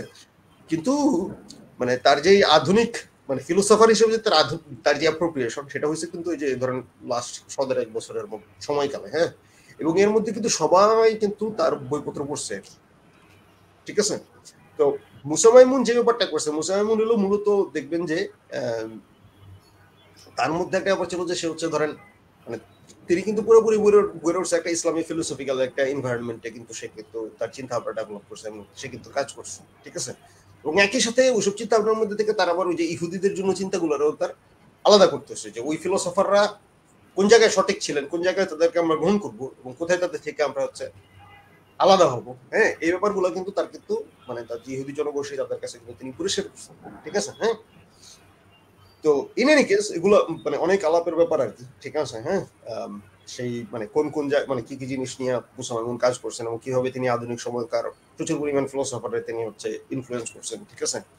কিন্তু যে জিনিসটা আমি আসলে বলতে চাচ্ছি যে মুসা মাইমুন একটা কথা বলছিলেন, ঠিক আছে, নট ইবনে সিনা, হ্যাঁ, বা নট আল কিন্দি, হ্যাঁ, বা তার সময় পর্যন্ত যত বড় বড় মানে ফিলোসফাররা আছে মানে ওই আমলের, ঠিক আছে। হ্যাঁ, মানে মুসলমান ফিলোসফাররা, হ্যাঁ, বা ধরেন মুসলিম সভ্যতার খ্রিস্টান ফিলোসফার বা অন্য ধর্মের ফিলোসফার যারা আছেন, হ্যাঁ, এদের মধ্যে সবচেয়ে গুরুত্বপূর্ণ ইবনে সিনা না, বাট আল ফারাবি। মানে এটা হলো ইসের দৃষ্টিভঙ্গিতে আর কি, আপনার এই মুসা মাইমুনের দৃষ্টিভঙ্গিতে, ঠিক আছে। এবং আমরা যখন লিও স্ট্রাউসের কথা চিন্তা করতেছি, অ্যানাদার জিউইশ ফিলোসফার, হ্যাঁ, হ্যাঁ, তিনি কিন্তু মুসা মাইমুনের প্রেসক্রিপশন থেকে শুরু করে মুসা মাইমুনের যে আপনার এই যে এই জাজমেন্ট যে ফারাবি সবচেয়ে গুরুত্বপূর্ণ, ঠিক আছে, এগুলোর এসে খুব সিরিয়াস শুনেছিল লিও স্ট্রাউস, ঠিক আছে। এর মানে কিন্তু এই না যে ফারাবি ধরেন ইবনে সিনা বা অন্যদের সরি আপনার লিও স্ট্রাউস ইবনে সিনা বা অন্যদের চর্চা করে নাই, তা করছে, ঠিক আছে। তো ফারাবিরে তিনি খুব সিরিয়াস নিয়েছেন, ঠিক আছে। এবং ফারাবিরে কি কারণে তিনি সিরিয়াস নিলেন এবং আসলে ওই ফারাবি প্লেটো তার বিশেষ করে ওই বইটা মানে ওই লেখাটার মধ্যে তার যে আপনার মূল যে বক্তব্য, ঠিক আছে, সেটা আমাদের আজকের রেস্ট অফ দ্য ডিসকাশনের ক্ষেত্রে আমি আলাপটা করে শেষ করবো। হ্যাঁ, কারণ এটা মধ্যযুগের আলাপ ব্যাপার না এক হিসাবে, ঠিক আছে। হ্যাঁ, মুসা মাইমুন এটা স্রেফ মুসা মাইমুন বা আল ফারাবির সময়ের ব্যাপার না, ঠিক আছে। হ্যাঁ, এটা স্রেফ প্লেটোর সময়ের ব্যাপার না, এটা মোটা দাগে আমাদের সময়। আমাদের সময় বলতে আপনার লিও স্ট্রাউস যে সময়ে ফারাবিরে নিয়ে লেখালেখি করছেন, হ্যাঁ, বা এই চিন্তাগুলো হাজির করছেন, সেই সময়ের যে পলিটিক্যাল ফিলোসফিক্যাল যে ডিবেট, সেটা ধরেন আজ থেকে 100 বছর আগে পলিটিক্যাল ফিলোসফিক্যাল ডিবেট, এবং 100 বছর আগে হইলেও সেই পলিটিক্যাল ফিলোসফিক্যাল ডিবেট আমাদের সময়ে প্রচন্ড রকম প্রাসঙ্গিক, ঠিক আছে। এখন এই পলিটিক্যাল ফিলোসফিক্যাল ডিবেটটা কি নিয়ে? হ্যাঁ, ডিবেটটা হচ্ছে ধরেন ফিলোসফাররা কি করবে একটা সোসাইটিতে, একটা ডেমোক্রেটিক সোসাইটিতে, মানে আধুনিক সোসাইটিতে একজন ফিলোসফার করবেন কি, তার কাজটা কি, ঠিক আছে, পলিটিক্সের সাথে তার সম্পর্কটা কি। হ্যাঁ, এই যে ফিলোসফার যে পলিটিক্সের সাথে সম্পর্ক ঠিক করার চেষ্টা করতেছেন বা মানে এটা কিন্তু ধরেন মানে ইসের আমলে, ধরেন আজ থেকে 100 বছর আগে, পলিটিক্যাল পরিপ্রেক্ষিতে যদি আপনি চিন্তা করেন, এটা কিন্তু মানে কোনো হালকা প্রশ্ন না, বিরাট প্রশ্ন। আলটিমেটলি ততদিনে তো ধরেন মানে মানে জার্মানিতে তো ধরেন হেগেল মার্কসের যে চিন্তা, হেগেলের চিন্তা বা মার্কসের চিন্তা, এগুলো তো এক হিসাবে মানুষের মধ্যে খুব ডাইল ভাত হয়ে গেছে। তাদের বেসিক কিছু চিন্তা ভাবনা, হ্যাঁ, অনেক ভুল বুঝাবুঝি আছে, কিন্তু তাদের বেসিক চিন্তাগুলো এবং তাদের নাম বা তাদের প্রভাব এগুলো অলরেডি ধরেন ডাইল ভাত ব্যাপার আর কি, ঠিক আছে। হ্যাঁ, তো আপনি দেখেন যে মানে অন্তত মার্কসের সময় থেকে তো এটাতে মার্কসিস্ট কাছ থেকে পরিষ্কার যে ফিলোসফাররা তো শুধু মানে চিন্তা করবে না, তারা দুনিয়া চেঞ্জ পরিবর্তন করবে না, ঠিক আছে। হ্যাঁ, এবং কনজারভেটিভ ফিলোসফার যারা, হ্যাঁ, হাইডেগার, হ্যাঁ, ধরেন নিশ্চয় একরকম কনজারভেটিভ থিঙ্কার ছিলেন, যদিও তারা কনজারভেটিভের মধ্যে ফালানো একটু ঝামেলা, একদিকে সে কনজারভেটিভ আর একদিকে সে র্যাডিক্যাল অ্যানার্কিস্ট, এগুলো অনেক মানে জটিল আলাপ। আমি যেটা বলতে চাচ্ছি যে এই যে মানে কনজারভেটিভ থিঙ্কাররা তখন ধরেন নানান মাত্রায় পলিটিক্যাল ফিলোসফিতে প্রভাব রাখার চেষ্টা করতেছে। হ্যাঁ, হ্যাঁ, কার্ল শ্মিটের মতো থিঙ্কাররা তখন ধরেন মানে আইনের সাথে আপনার তারা হচ্ছে মানে আইনের দিক দিয়া হচ্ছে, আইন এবং রাজনীতিতে তাদের নিজেদের চিন্তা দিয়া হচ্ছে, তারা হচ্ছে ধরেন ওই নাজি পার্টির হেল্প করার চেষ্টা করতেছে। হ্যাঁ, মানে এরকম একটা সময়, কিন্তু মানে দ্বিতীয় বিশ্বযুদ্ধের আগে পরের টাইমটা আমি বলতেছি আর কি, ঠিক আছে। দ্বিতীয় বিশ্বযুদ্ধের যে আগের যে টাইমটা, ওই সময় একটা মানে এবং পরেও একটা ডিবেট এখানে আছে, যে ডিবেটটা মূলত আমি মনে করি মানে এটা ধরেন আমার নিজের একটা রিডিং, সেটা হচ্ছে যে ফারাবির যে অ্যাপ্রোপ্রিয়েশন লিও স্ট্রাউসের দ্বারা, এবং তিনি তার মধ্যে যেটা দেখাচ্ছেন যে ফারাবি কিভাবে হচ্ছে প্লেটোরে অ্যাপ্রোপ্রিয়েট করছে, ঠিক আছে। হ্যাঁ, সেইখানে মানে আমার মনে হয় যে একটা মুখ্য একটি কোশ্চেন হচ্ছে যে মানে ওই সময়কার ওই লিও স্ট্রাউস এবং আলেকজান্ডার কোজেভের নাম হয়তো আপনি শুনছেন, ঠিক আছে। তিনি রাশিয়ার লোক, পড়াশোনা করছেন জার্মানিতে, কিন্তু তিনি পরে হচ্ছে ফ্রান্সে হচ্ছে আপনার সেটেল করছেন, এবং ফ্রান্সে আমলা হিসেবে বেশ একটা পাওয়ারফুল একটা পজিশনে ছিলেন, এবং আধুনিক ইউরোপিয়ান ইউনিয়ন গঠনেও তার একটা ভূমিকা ছিল, ঠিক আছে। হ্যাঁ, মোট কথা লিও স্ট্রাউস একটা খুবই একটা হেগেলিয়ান এবং এক ধরনের হেগেলিয়ান এবং খানিকটা মার্কসের জায়গা থেকেও তিনি দেখতেন, কিন্তু তিনি তার চিন্তা আমার কাছে মনে হয় যে হেগেলিয়ান সাইডটা বেশি প্রভাবশালী, ঠিক আছে। বিপ্লব করার চেয়ে তার মূলত ওই যে আপনার একটা মানে আপনার একেবারে হেগেলিয়ান সেন্সে দুনিয়া কোন দিকে যাচ্ছে এবং সেখানে তিনি কিভাবে দুনিয়ায় হচ্ছে একটা ইনফ্লুয়েন্স করতে পারেন, হ্যাঁ, এবং তার সময়টারে তিনি একরকম একটা হেগেলিয়ান সেন্সে একটা এন্ড অফ টাইম হিসেবে দেখছেন, হ্যাঁ, হ্যাঁ, এবং এই যে শেষ সময়ের একজন ফিলোসফার হিসেবে তার কি ভূমিকা সেটা সে পালন করার চেষ্টা করছে, এবং তার মধ্যে একটা হলো ধরেন এই যে এন্ড অফ হিস্টোরি, মানে কি যে ধরেন নেশন স্টেটের ইতিহাস শেষ করারও তিনি এইভাবে দেখছেন, কারণ ইউরোপিয়ান গঠন মানে তো নেশন স্টেটের ইতিহাস শেষ। এখন ধরেন হ্যাঁ, ওই যে এক সাইডে সোভিয়েত ইউনিয়ন, আরেক সাইডে ফ্রি ওয়ার্ল্ড অফ আমেরিকা, মাঝখানে কিছু নেশন স্টেটের বাউন্ডারি তুলে দিয়া ইউরোপিয়ান ইউনিয়ন, সো এগুলোর মধ্যে একটা এন্ড অফ হিস্টোরি একটা থিম তখন কাজ করছে, ঠিক আছে। হ্যাঁ, কোজেভ মনে করতো যে ফিলোসফারদের কাজ হচ্ছে সরাসরি হচ্ছে পলিটিক্স এর নানান ভাবে হচ্ছে মানে ইয়া করা, কন্ট্রোল করা আর কি। হ্যাঁ, এটা আমলার ভূমিকা থেকেই হোক বা সরাসরি পলিটিক্সে নাইমেই হোক, ঠিক আছে, তিনি এটা মনে করতেন যে এটা ফিলোসফারদের কাজ, ঠিক আছে। লিও স্ট্রাউস এইখানে তার সাথে ডিফার করতেন। এই ডিফারটা কিরকম? লিও স্ট্রাউস বলতে চাইতেন যে মানে সব পলিটিক্যালি এনগেজ হইতেই হবে সরাসরি, এটা ফিলোসফারদের কাজ নয়। যদিও ফিলোসফারের লাইফ আর একজন মানে অলমোস্ট একজন রাজু মানে প্রিন্স বা রাজা, হ্যাঁ, হ্যাঁ, মানে তার মধ্যে তার লাইফের মধ্যে মানে বেসিক ফারাক নাই, ঠিক আছে। both are like free and ধরেন মানে মানে আচ্ছা, এটা একটা জটিল আলাপ, এটা আসলে ধরেন ফর্ম অফ লাইফ বা ওয়ে অফ লাইফের আলাপ আর কি, ঠিক আছে। হ্যাঁ, কিন্তু মানে ওইখানে মানে তবে আমি আলাপটা একটু করবো, না করলে আবার মানে একটু অপরিষ্কার থেকে যাবে।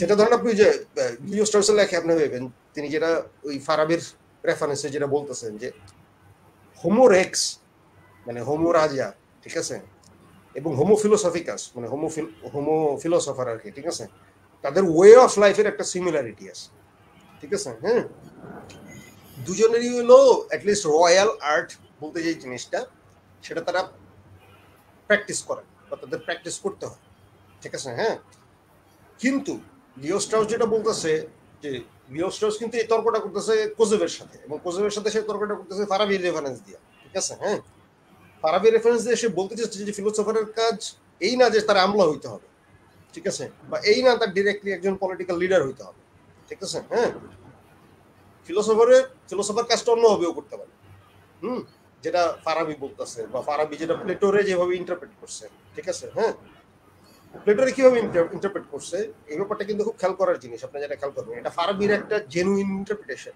প্লেটোর ব্যাপারে, ঠিক আছে? হ্যাঁ, হ্যাঁ, বা অন্তত আপনার লিও স্ট্রস যেভাবে জিনিসটা করতেছে, সেটা হচ্ছে যে সক্রেটিস ছিল কি? সক্রেটিস ছিল তো ধরেন যথেষ্ট পরিমাণ, মানে তিনি নিজেরাই যেটা বলতেন গ্যাট ফ্লাই, মানে নগরের একটা ঘোড়ার সাথে তুলনা করে ঘোড়ার মাসি হিসেবে তুলনা করছেন নিজেরে আর কি, ঠিক আছে? হ্যাঁ, তো সে একটা ডিস্টার্বিং ক্যারেক্টার, ঠিক আছে? হ্যাঁ, সে রাস্তাঘাটের লোকজনের প্রশ্ন করে লজ্জা দিচ্ছে, ঠিক আছে? হ্যাঁ, সে সমাজের বিভিন্ন স্যারদের সে মর্যাদা হচ্ছে, মানে তাদের যে মনে মনে যে নিজেদেরকে বড় মনে করে যে ইগো, সেই ইগো সে ভেঙে দিচ্ছে, হ্যাঁ, নানান রকম প্রশ্ন করে, ঠিক আছে? কিন্তু ফলশ্রুতিতে কি হয়েছে, মানে যেটা আসলে ধরেন আসলে জেনুইন, যেটা আসলে সক্রেটিসের ব্যাপারে ধরেন আসলে যেটা আসলে জেনুইন লোকজনের খ্যাপার একটা অন্যতম বড় কারণ ছিল সমাজে বেয়াদব তরুণ তৈরি করা, ঠিক আছে? সে জেনুইনলি অনেকগুলো বেয়াদব তরুণ তৈরি করছে, ঠিক আছে? হ্যাঁ, তার সমাজে মেধাবী যেসব পোলাপান আছে যেগুলো তার আশেপাশে ঘুরতো, হ্যাঁ, তা করে সে নানান ভাবে হচ্ছে যুক্তিতর মানে মানে আপনার ফিলোসফিক্যাল দৃষ্টিভঙ্গি এগুলোর কারণে মানে তারা একটু আসলে নিজেদেরকে অবশ্যই একটু আগের জেনারেশন প্রোগ্রেশন মনে করতো, এবং তাদের মধ্যে একটা মানে একটা জেনারেশন কনফ্লিক্ট তখন চলে আসছিল, ঠিক আছে?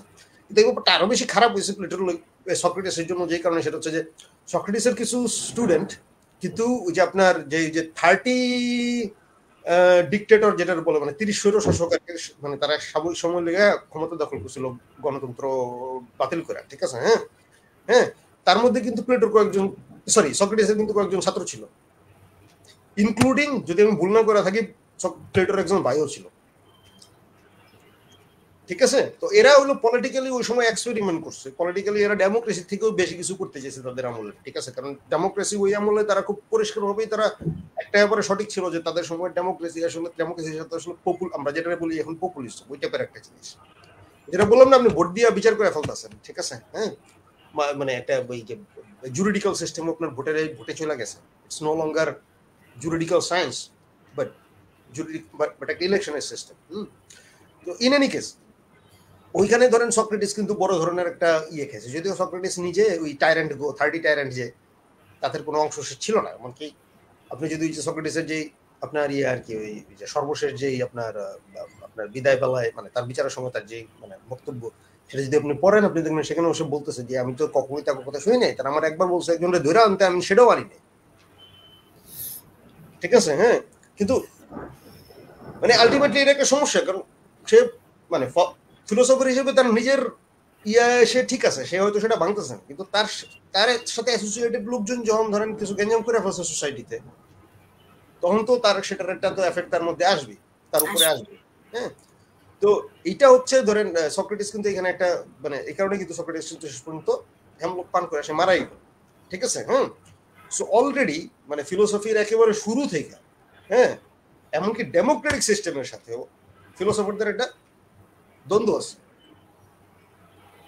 ঠিক আছে? এবং শুধু এটা না, আইনের সাথে ফিলোসফারদের দ্বন্দ্ব আছে। হ্যাঁ, হ্যাঁ, ধর্মতান্ত্রিক যে সিস্টেম তার সাথে ফিলোসফারদের দ্বন্দ্ব আছে, ফিলোসফারদের দ্বন্দ্ব অনেক কিছুর সাথেই আছে, ঠিক আছে? হ্যাঁ, যার কারণে হচ্ছে আপনার ওই ফারাবি এবং ফারাবির থ্রুতে ধরেন লিও স্ট্রস যেটা বলতেছেন যে ফিলোসফার কোন নগরে আছে ইট ডাজন্ট ম্যাটার, সে কি ডেমোক্রেসিতে আছে নাকি রাজতন্ত্রে আছে না কোন তন্ত্রে আছে সেটা ব্যাপার না, তার life is going to be in danger, ঠিক আছে? হ্যাঁ, এখন তার আপনি খুব একটা করতে পারবেন না, কারণ তার সময় ফিলোসফার এরকম নগর চেঞ্জ করতেছে, আপনার আপনার ওই তো বাগদাদে ছিল অনেকদিন ফারাবি, তারপরে তো তার বাগদাদ ছাড়তে হয়েছে, বাগদাদের যদিও one of the top intellectual ছিলেন তিনি, ঠিক আছে, একটা সময়, হ্যাঁ, টপ ইন্টেলেকচুয়াল শিক্ষক। তারপর আপনার মুসা মাইমুনের কথা তো বললাম, তারও এক্সাইলে আসতে হইলো চাইরা আর কি, ওই আপনার তো এরকম মানে আমি বলতে চাচ্ছি যে আপনার মানে এই কি বলে, সে তো অন্য কোনো লাইফ তারা তো বাইছে নিতে পারতো না সহজ, ঠিক আছে? হ্যাঁ, আমি যেটা বলতে চাচ্ছি, এবং আপনি যদি দেখেন যে ওই ফারাবি যে ব্যাপারটা বলতে চাচ্ছে সেটা হচ্ছে যে সক্রেটিসের যে অ্যাক্টিভিজম, সেই অ্যাক্টিভিজমের কারণে তো তিনি দ্রুত নিহত হয়েছেন, মানে দ্রুত না মানে কিন্তু নিহত হয়েছেন, ঠিক আছে। এবং প্লেটো যে কাজটা করছেন, প্লেটো কিন্তু সরাসরি পলিটিক্যাল অ্যাক্টিভিজমে ছিল না, কিন্তু প্লেটোরও কয়েকজন ছাত্র আসলে পলিটিক্যাল এক্সপেরিমেন্ট করতে চাইছে। যেমন ধরেন ইয়ে করতে চাইছে ওই যে ডিও ডিওন ডিওন মনে হয় না, আমি ভুলে গেছি, ওই সিরাকুসের বা যে সিসিলির ডিক্টেটর হয়েছিল যে আর কি, ঠিক আছে। হ্যাঁ, তো সে সে প্লেটন এসেছিল, প্লেটোর ইয়ে ছিল, কিন্তু প্লেটোর নিজের তার ব্যাপারে ইয়া ছিল না। সে গেছে প্লেটো ওইখানে, ঠিক আছে, এবং একটা চিঠি আছে প্লেটোর ব্যাপারে, একটা চিঠি আছে, ঠিক আছে। চিঠিতে প্লেটো বলতেছে যে, কিন্তু ইন্টারেস্টিং ব্যাপার হচ্ছে প্লেটো ওই চিঠিতে একবারও বলতেছে না যে ও আসলে ধরেন ওই রাজা হিসাবে কেমন বা কি, সে আসলে যে ডিরেক্ট বলতেছে হয়তো ফিলোসফি বুঝে না, কিন্তু মনে করছে যে সব বুঝে, হ্যাঁ উল্টায় ফেলছে, ঠিক আছে। এই টাইপের লোকজনের ক্ষেত্রে আমার আসলে কোনো আগ্রহ নেই, ঠিক আছে। হ্যাঁ, তো ব্যাপারটা হলো অনেকটা এরকম। তো যার কারণে মানে ওই চিঠি থেকেও আমরা আসলে বুঝি না যে প্লেটো আসলে কখনো চাইছে কিনা যে তার কোনো ছাত্র আসলে তার আইডিয়া নিয়ে একটা আইডিয়াল স্টেট প্রতিষ্ঠার চেষ্টা করুক। কিন্তু দেখা গেছে যে যেই দু একজন একটু চেষ্টা করছে, সে তাদের চেষ্টার মধ্যে কোনো জেনুইননেস সে দেখে নাই, ঠিক আছে।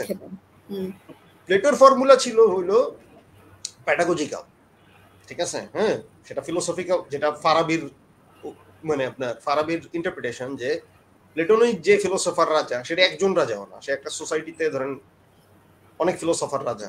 হ্যাঁ, বা আপনি একটা সোসাইটির ইন্টেলিজেন্সিয়া যদি আপনি আধুনিক সময়ের হিসাব করেন, আধুনিক ডেমোক্রেটিক সোসাইটিতে, হ্যাঁ হ্যাঁ, দেই দেইটা তারা হলো ধরেন যে ফিলোসফার থিং এর পারপাস হচ্ছে তারা সার্ভ করে, এবং সেটা তারা করা হচ্ছে প্যাডাগজিক্যাল অ্যাক্টিভিটিস এর মাধ্যমে, ঠিক আছে, মানুষের শেখানোর মাধ্যমে, ঠিক আছে। হ্যাঁ, এবং একটা ব্যাপার আপনার খেয়াল করতে হবে যে মানে এই যে এখানে হচ্ছে সবচেয়ে ইন্টারেস্টিং ব্যাপার, যদিও ডেমোক্রেসি এটা জাহিলি নগরের সিস্টেম, ঠিক আছে, কিন্তু এটা হচ্ছে one of the two system through which you can, মানে ওয়ান অফ দ্য টু জাহিলি system through which you can actually go close to a virtuous city, ফজিলতের মদিনার দিকে আপনি যেতে পারেন।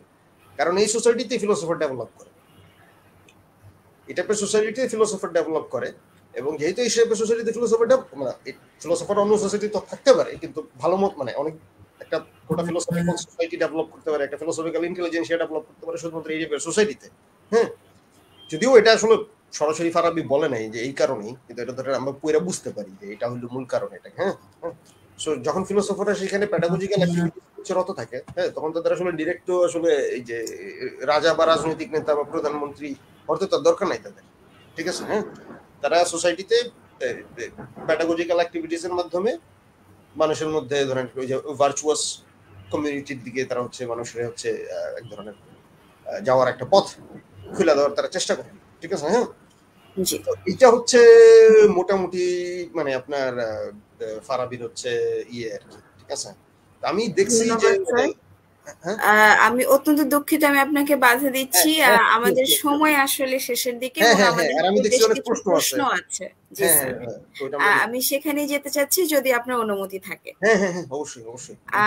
স্যার, আমাদের দর্শক মোল্লা জা বেশ কয়েকটা প্রশ্ন করেছেন, আমি একটার পর একটা উপস্থাপন করছি। বেসিক্যালি উনি দুটো প্রশ্ন এবং একটি মতামত দিয়েছেন। আমার প্রথম প্রশ্নটা হচ্ছে খ্রিস্টান প্ল্যাটোনিজম এবং ইসলামিক প্ল্যাটোনিজমের মধ্যে কি কোনো পার্থক্য আছে, এবং দ্বিতীয় প্রশ্ন হচ্ছে আদর্শ রাষ্ট্রের ক্ষেত্রে প্লেটোর আইডিয়াল ফর্ম কি আল-ফারাবি গ্রহণ করেছিলেন? দুইটাই দুর্দান্ত গুরুত্বপূর্ণ প্রশ্ন। ইনফ্যাক্ট এই প্রশ্নগুলো যদি আপনি নাও করতেন, আমি চেষ্টা করতাম আজকে আলোচনায় এটা আনতে, কিন্তু আমি যে শুরুতে ডেমোক্রেসি এবং সার দিয়ে ডিরেল হয়ে গিয়ে এলাটা আমি করতে পারিনি। সো এটা খুব গুরুত্বপূর্ণ প্রশ্ন। প্রথম প্রশ্নটা আপনি যেটা করছেন একটু আরেকবার রিপিট করেন প্রথম প্রশ্নটা। খ্রিস্টান প্ল্যাটোনিজম এবং ইসলামিক প্ল্যাটোনিজমের মধ্যে কি কোনো পার্থক্য আছে? অবশ্যই আছে। যেটা আমি বলতেছি, খ্রিস্টান প্ল্যাটোনিজম যখন আমি বলতেছি সেটা হচ্ছে ধরেন খ্রিস্টানরা বা খ্রিস্টান চার্চ ফাদাররা শুরুর দিকে ধরেন বলতে পারেন খ্রিস্টান শুরুর দিকের ইমাম যারা অরেগন, অগাস্টিন, ঠিক আছে, হ্যাঁ, এনারা ছিলেন প্লেটোনিস্ট। ফিলোসফিক্যাল বা কালামের অবস্থানের দিক থেকে এরা ছিলেন হচ্ছে প্লেটোনিস্ট, ঠিক আছে। হ্যাঁ, অর্থাৎ তারা এই যে আইডিয়া বা সোল, ঠিক আছে, এগুলোর যে প্লেটোনিক যে ফর্ম সেটার সাথে তারা একটা মানে খ্রিস্টীয় চিন্তার একটা মিলঝুল করতে তারা সক্ষম ছিল, ঠিক আছে। হ্যাঁ, খ্রিস্টান ধর্মের আগে থেকে গ্রিক অনেক টার্মিনোলজি আইডিয়া এগুলো ওই ইব্রাহিমী ঐতিহ্যের সাথে আদান প্রদান শুরু করে দিছে, ঠিক আছে। এবং ইব্রাহিমী ঐতিহ্য ফিলোসফি ছিল, তো এটার মধ্যে মিলঝুল ছিল, আদান প্রদান হয়েছে, ঠিক আছে। কিন্তু আপনার বুঝতে হবে যে ইসলামিক যে প্লেটোনিজম, দ্যাটস নট লাইক, তো পরে আবার ধরেন খ্রিস্টানদের মধ্যে ওই যে নিউ প্লেটোনিজমও আছে, ঠিক আছে, যেটা ধরেন ওই যে পোরফিরি প্লোটিনাস সময় থেকে হচ্ছে কিছুটা মানে প্রবেশ করছে নিউ প্লেটোনিজম, ঠিক আছে। কিন্তু ইসলামিক যে প্লেটোনিজম বা সেটা কখনোই পুরোপুরি প্লেটোনিজম না, সেটা এক নিউ প্লেটোনিজম রিফাইন্ড বাই অ্যারিস্টোটেলিয়ানিজম, এটা আপনার বুঝতে হবে, ঠিক আছে। এটা খুব গুরুত্বপূর্ণ একটা পার্থক্য, কারণ খ্রিস্টীয় সোসাইটি প্রাচীন যুগে তাদের যে মেইন ফিলোসফিক্যাল ট্রেন্ড, সেখানে যদিও মানে প্লেটোর অনেক বইপত্র পাওয়া যেত না, ঠিক আছে, তারপরেও মূল যে ট্রেন্ডটা অন্তত ধর্মতত্ত্বে টিকে ছিল সেটা ছিল প্লেটোনিক ট্রেন্ড এবং নিও প্লেটোনিস্ট ট্রেন্ড, ঠিক আছে। কিন্তু ইসলামী দুনিয়ায় মোটামুটি আলকিন্দির সময় থেকে যে ফিলোসফিক্যাল ফ্রেমওয়ার্ক ডেভেলপ করছে সেটা ছিল হেভিলি অ্যারিস্টোটলিয়ান। এর পিছনে একটা কারণ হলো যে তারা তো সায়েন্সের চর্চা করতেন, ওই সোসাইটিতে তো প্রচুর পরিমাণ সায়েন্টিফিক ধরেন প্রোগ্রেস সংগঠিত হয়েছে, এবং সায়েন্টিফিক প্রোগ্রেস সংগঠন করার জন্য আপনার প্লেটোনিক যে মেটাফিজিক্স সেটা খুব একটা উপযুক্ত না, ঠিক আছে। হ্যাঁ, অ্যারিস্টোটলিয়ান যে ন্যাচারাল ফিলোসফি, যেটা আসলে নেচারের ফর্ম থেকে যেটা আলাপটা শুরু করে, ঠিক আছে। হ্যাঁ, সেটা হচ্ছে ধরেন মূলত ইসলামী যে কসমোলজি থেকে শুরু করা আপনার মেডিসিন বা আপনার ফিজিক্স কেমিস্ট্রি বা আলকেমি যেটা বলতো আর কি, ঠিক আছে, এমনকি ম্যাজিক তাবিজ তুমার পর্যন্ত, এই পুরাটারই একটা অ্যারিস্টোটেলিয়ান ফ্রেমওয়ার্কে তাদের হচ্ছে আনতে হয়েছে, ঠিক আছে।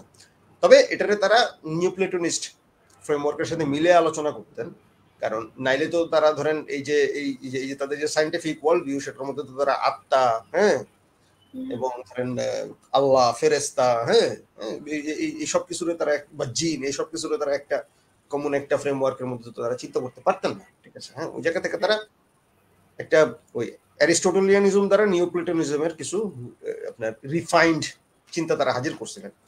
কিন্তু পলিটিক্যাল ফিলোসফির ক্ষেত্রে এখানে একটা ইন্টারেস্টিং পার্থক্য আছে, এখানেই হচ্ছে খুব গুরুত্বপূর্ণ একটা পার্থক্য আছে আমি যেটা মনে করি, সেটা হচ্ছে যে আপনি দেখবেন যে প্লেটোনিক্সে, সরি, এই যে আপনি যেটা বললাম যে ফারাবি কিন্তু প্লেটোর মতো পুরোপুরি প্লেটোনিস্ট না, সে কিন্তু অনেকাংশে অ্যারিস্টোটেলিয়ানও। আমি মানে আজকে সময় নেই, নাহলে আপনি মানে আপনার আলমদিনা আল ফাদিলার থেকে কিছু অংশ আমি পড়ে শোনাইতাম কিভাবে সে ফর্ম আর মেটারের পরস্পর নির্ভরশীলতা নিয়ে আলাপ করছে, ঠিক আছে। ফর্ম ছাড়া মেটার বা মেটার ছাড়া ফর্মের আলাপ এসে যাচ্ছে না, ঠিক আছে। হ্যাঁ, সে দুইটার জন্য গুরুত্বপূর্ণ মনে করতেছে, ঠিক আছে, সেটা জটিল আলাপ। কিন্তু আমি যেটা বলতে চাচ্ছি যে ইসলামিক ফিলোসফাররা যদিও মোটা দাগে ছিলেন হচ্ছে অ্যারিস্টোটেলিয়ান, কিন্তু যখন তারা পলিটিক্যাল ফিলোসফির আলাপে আসছেন, হ্যাঁ, বা art of the royal art বা ফিলোসফিক্যাল ওয়ে অফ লাইফের আলাপে আসছেন, বা philosophical form of life, way of লাইফটা আমার ধারণা আধুনিক যুগে একটা রং ট্রান্সলেশন, সেটা নিয়ে আমি আলাপে এখন না যাই। এগুলো নিয়ে যখন তিনি আলাপ করছেন, তিনি অনেক বেশি প্লেটোর দিকে ঘেঁষা, ঠিক আছে। অ্যারিস্টোটেলিয়ান ধরেন অ্যারিস্টোটেলিয়ান যে বায়োস জোর যে ডিভিশন, হ্যাঁ, সেগুলোও আছে ফারাবির মধ্যে, ঠিক আছে। হ্যাঁ, কারণ ফারাবি যখন বলতেছে যে ফিলোসফারের যে ফর্ম অফ লাইফ, ফিলোসফারের যে বায়োস, সেটাও কিন্তু তিনি অ্যারিস্টোটলের মতো কিন্তু চিন্তা করতেছেন। অ্যারিস্টোটল দ্য বায়োস মানে political life of the philosopher is always foreign, সেই নিজ জাতির মধ্যে, নিজ দেশের মধ্যে সে একজন বিদেশি লোক, ঠিক আছে। হ্যাঁ, তো এই যে বায়ো, এই যে মানে ফিলোসফারের যে বায়োস, ওটা আপনি ফারাবির মধ্যেও পাইবেন, বাট ঠিক আছে, ফারাবি কিন্তু ডিরেক্ট আপনি দেখবেন যে তার যে নগরের যে মডেল বা আত্মার যে মডেল, ওই আলাপে কিন্তু সে মানে অ্যারিস্টোটলের দিকে ঘেঁষতেছে না, সে প্লেটোর দিকে হেলা যাচ্ছে। সেম আপনি পাইবেন আপনি যখন হচ্ছে ইবনে রুশদের, আপনি যখন ইবনে রুশদও কিন্তু প্লেটো রিপাবলিকের কিন্তু হচ্ছে ভাষ্য লিখছে, কিন্তু আমার জানা মতে একটু বাধা দিচ্ছে এখানে, এই সম্পর্কিত একটি প্রশ্ন আছে। আমাদের দর্শক আল মামুন প্রশ্ন করেছেন, ভাই, a little bit out of context, Ibn Rushd also wrote commentary on Plato's Republic. What basically is the difference between Al-Farabi and Ibn Rushd on Plato's Republic?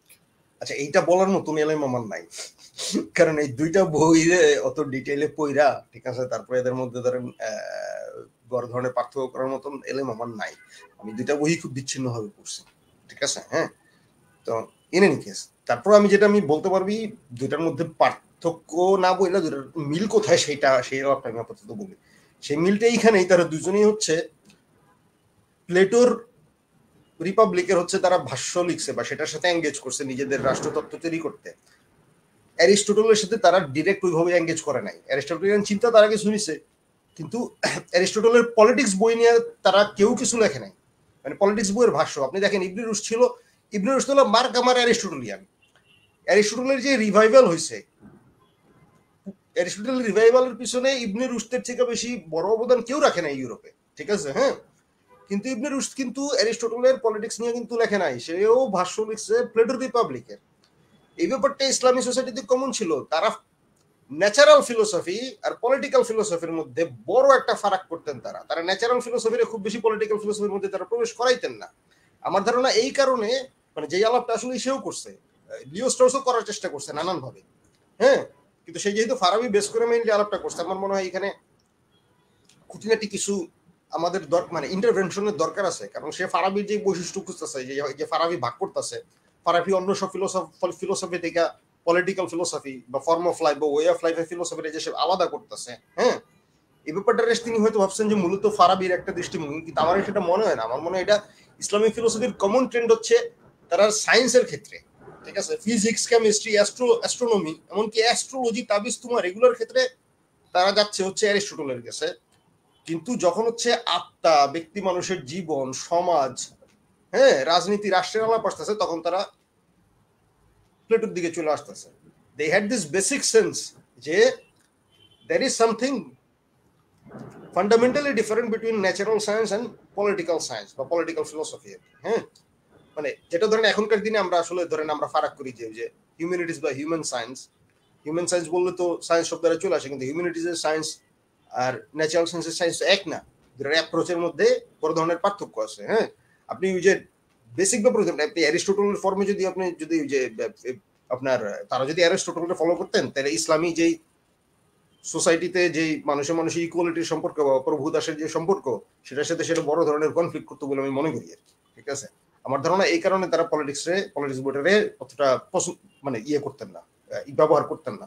যদিও অনেক ইউরোপীয় স্কলার এই কারণে মনে করতো যে সোসাইটিতে বুঝি আপনার এই সোডালের পলিটিক্স বইটার ছিল না, এটার কোনো এক্সার্ট বা এটার কোনো ভাষ্য ছিল না, ব্যাপারটা থাকে না।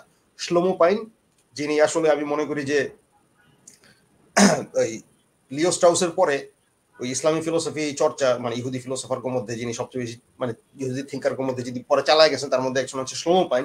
তিনি খুব পরিষ্কারভাবে দেখাইছেন যে ইসলামী সভ্যতা পলিটিক্স বইটা বিভিন্ন অংশ বা হচ্ছে আপনার ভাষ্য ছিল, কিন্তু ওটা ফারাবি বা ইবনে রুশদের মতো ফিলোসফাররা সেটার উপরে ওইভাবে অতটা আপনার নিজেদের চিন্তারে বেস্ট করেন নাই, যেটা তারা হচ্ছে প্লেটোর ক্ষেত্রে করছেন আর কি, ঠিক আছে। তবে এটাও আমাদের মনে রাখা দরকার যে আধুনিক ইউরোপীয় ফিলোসফি কিন্তু মানে অ্যারিস্টটলিয়ান, প্রচুর পরিমাণে অ্যারিস্টটলিয়ান, যেটা প্রাচীন আপনার খ্রিস্টীয় ফিলোসফি অ্যারিস্টটলিয়ান ছিল না। কিন্তু ওই ইবনে রুশদের পর থেকে, হ্যাঁ, তারা যখন ইবনে রুশদের বইপত্র অনুবাদ করলেন তারপর থেকে, এবং তারা গ্র্যাজুয়ালি ইউরোপিয়ান সোসাইটি প্রচুর পরিমাণে অ্যারিস্টটলিয়ান পলিটিক্যাল থিঙ্কিং এর দিকে গেছে। যেটা আগামবেন যে কারণে বলেন যে এখনকার সময়ে অধিকাংশ যেসব পলিটিক্যাল যেসব নানান রকম প্রবলেম গুলো আগামবেন যেটা দেখেন, সেটা দেখেন যে হচ্ছে ওই অ্যারিস্টটলিয়ানের সময় থেকে চলে আসে পলিটিক্যাল ফিলোসফার ট্র্যাডিশন, যেটা ধরেন ইউরোপে নতুন করে আবার রিইন্টারপ্রেট করছে এবং কিছু সমস্যার আবার পুনরুৎপাদন করছে। এর মধ্যে কিছু জিনিস অ্যারিস্টটলের ভুল বুঝাও আছে, ওগুলো অন্য আলাপ। তো এটা হচ্ছে আপাতত ধরেন প্রথম প্রশ্নের উত্তর। একই দর্শকের দ্বিতীয় একটা প্রশ্ন ছিল যে আদর্শ রাষ্ট্রের ক্ষেত্রে প্লেটোর আইডিয়াল ফর্ম কি আল-ফারাবি গ্রহণ করেছিলেন? না না না না, আপনি ওটাই বুঝতে পারছেন যে আইডিয়াল ফর্ম তো ideal form, this is not something you should think about like actuality. এবং আমি তো এটা শুরুতেই বললাম যে প্লেটোর যেই ধরেন এই যে প্রত্যেকটা রাষ্ট্রের ক্ষেত্রে প্লেটোর যে আলাপ এবং ফারাবির আলাপ, সেটার মধ্যে মিলও আছে, পার্থক্য আছে। হ্যাঁ, ওই যে পার্থক্যর ক্ষেত্রে তো আমি আপনাদেরকে একটা বললাম, প্লেটো তো পুরোপুরি ধরেন যে ফর্ম বেসড, পুরোপুরি form based, idea form based. Farabi তো এটা না, ফারাবি তো বলতেছে যে ফর্ম এটা একটা আরেকটার উপরে হচ্ছে ডিপেন্ডেন্ট, ঠিক আছে। হ্যাঁ, কিন্তু মানে ওই যে যখন ওই যে মডেল হিসেবে ভাগ করা, রাষ্ট্রের মডেল মানে রাষ্ট্রের বিভিন্ন মডেলের ক্ষেত্রে স্তর হিসেবে ভাগ করে এবং আত্মার বিভিন্ন স্তর ভাগ করা নফসের, ঠিক আছে। হ্যাঁ, এই সিস্টেম তো ধরেন না ফারাবির মধ্যে ছিল, মানে এটা সে গ্রহণ করছে প্লেটো থেকে, এবং শুধু ফারাবি না, এটা মানে মুসলিম মানে থিওলজিয়ান যারা ছিলেন বা সুফি যারা ছিলেন, হ্যাঁ, তারাও এই মডেলই গ্রহণ করছে, এই মডেলেরই নানান রকম হচ্ছে তারা রূপ তারা হচ্ছে ইয়ে করছেন। কিন্তু মানে প্লেটো পুরোপুরি সরি ফারাবি পুরোপুরি প্লেটোর অনুসারী না, ফারাবির অনেক নিজস্ব ইনোভেশন আছে তার চিন্তায়। ধন্যবাদ। সর্বশেষ একটি অভিমত এসেছে, অভিমত না, মন্তব্য এসেছে আমাদের দর্শক শেখ শিপনের কাছ থেকে। উনি আমাদের বক্তার উদ্দেশ্যে বলেছেন, শুনছি পারভেজ আলম ভাই। অসংখ্য ধন্যবাদ শেখ শিপন আমাদের সাথে থাকার জন্য।